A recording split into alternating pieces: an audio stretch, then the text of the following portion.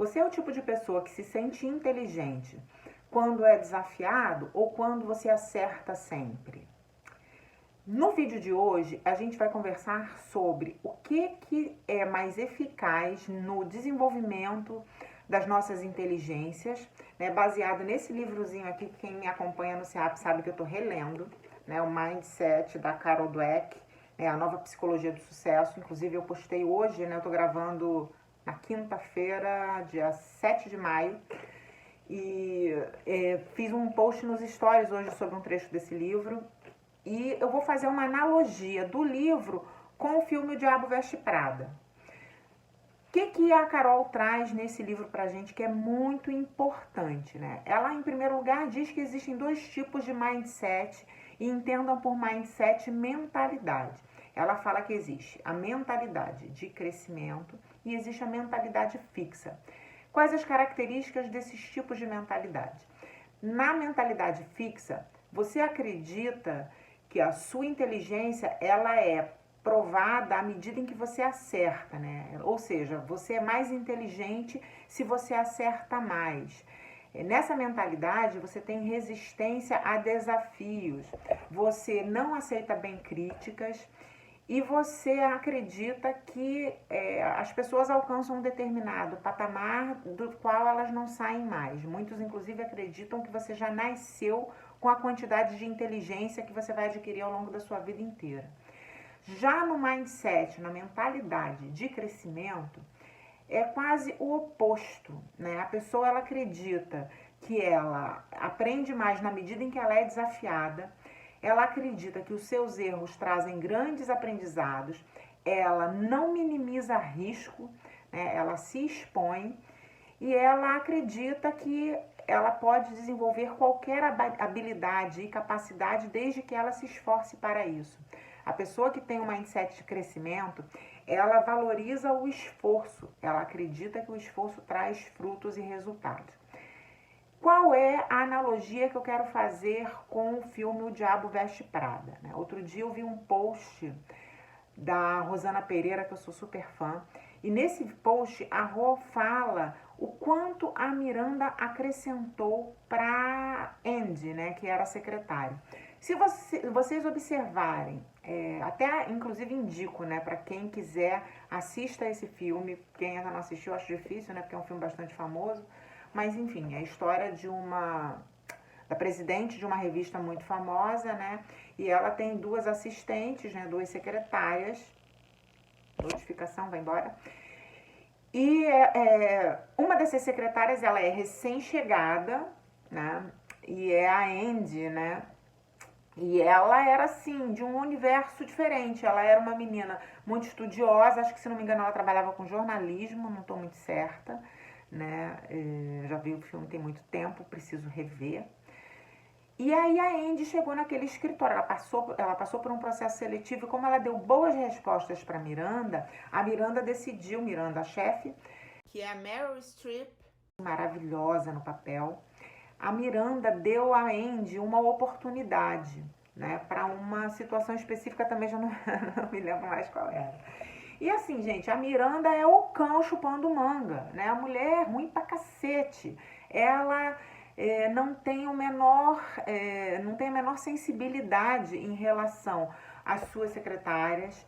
Ela, durante muito tempo, chama a Andy pelo nome da antiga secretária. Eu não me lembro, acho que a outra ficou doente, vai ter um grande evento. Acho que é a Semana de Moda de Paris, se não me engano. As coisas estão vindo aqui na memória à medida que eu vou gravando para vocês. E aí, perdão, a garganta tá doendo. Fico logo bolada nesse tempo de corona quando a garganta dói, né? Enfim. A Andy, ela tinha todo aquele perfil meio riponga, sabe? Que não se preocupa muito com a aparência, com os cabelos desgrenhados, uma roupa sem nenhum tipo de cuidado, né? Ela optava 100% pelo conforto. E aí, à medida em que ela vai sendo desafiada pela Miranda, o filme vai mostrando o desenvolvimento da Andy, né? Então, a Andy a Miranda, ela sempre apresenta demandas praticamente impossíveis. Ela muitas vezes é hostil, ela muitas vezes ignora questões pessoais, né, da sua assistente, da sua secretária.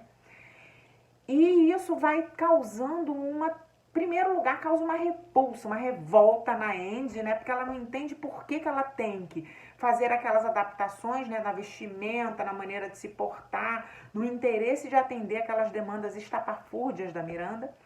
Mas, por outro lado, ela começa a se adequar àquele ambiente e aquele movimento de adequação vai causando nela uma transformação incrível. Então a Andy começa o filme de uma maneira e termina de outra completamente transformada, diferente. Ela passa a se vestir de maneira adequada ao ambiente, ela passa a adotar modos de se comportar que são mais adequados para aquela situação, né? Ou pelo menos são mais apreciados pela gestora, que é a Miranda. E aí no final do filme ela é outra Andy.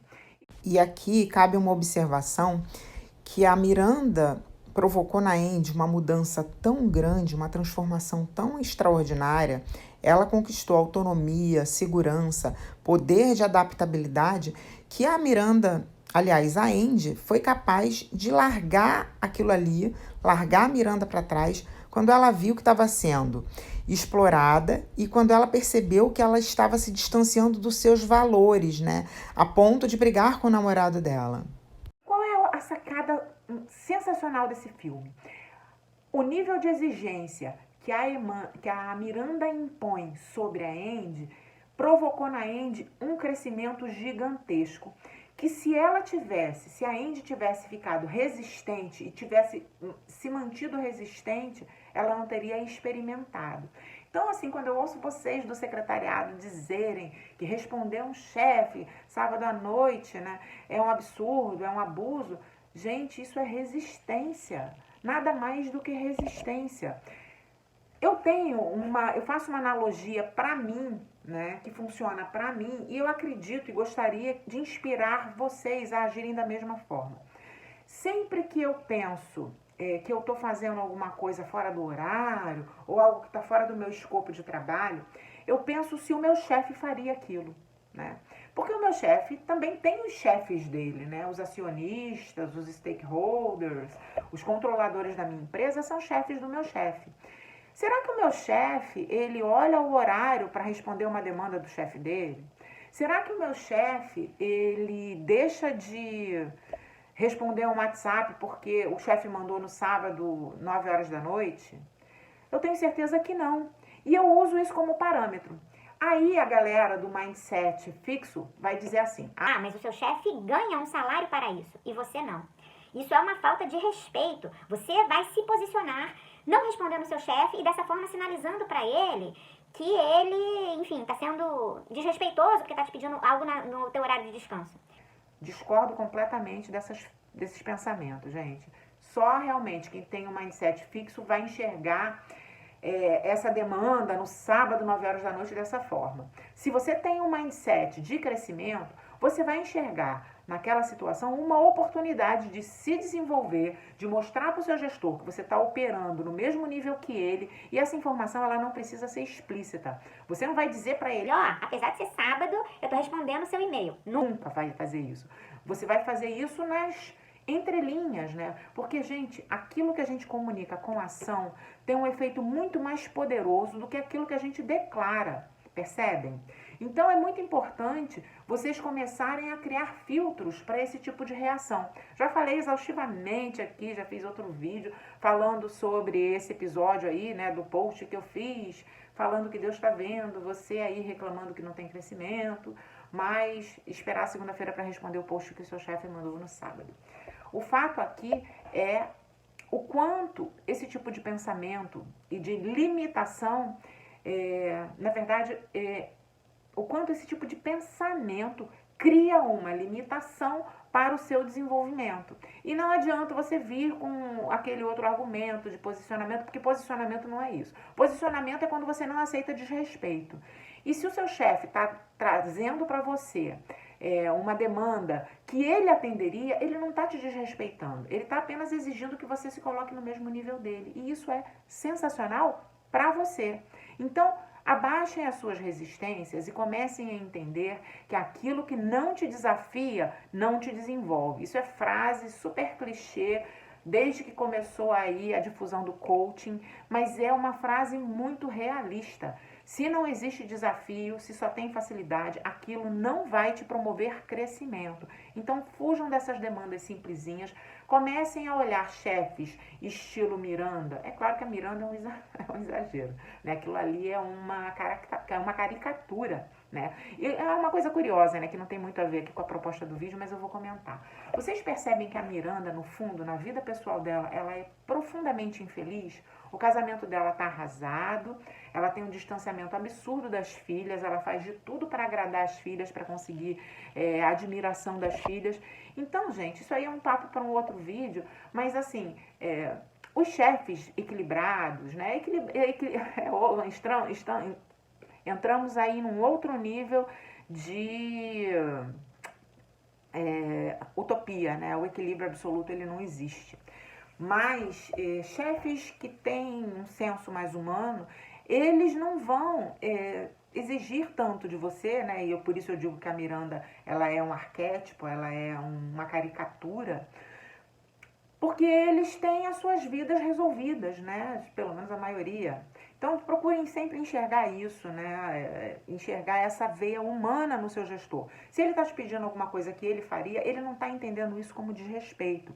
E você, quando se recusa a atender uma demanda fora do horário, o que você está fazendo é desperdiçando uma oportunidade de crescimento, né? E tá, beleza. Você pode dizer assim, mas essa demanda era um pedido de uma informação que ele já tinha.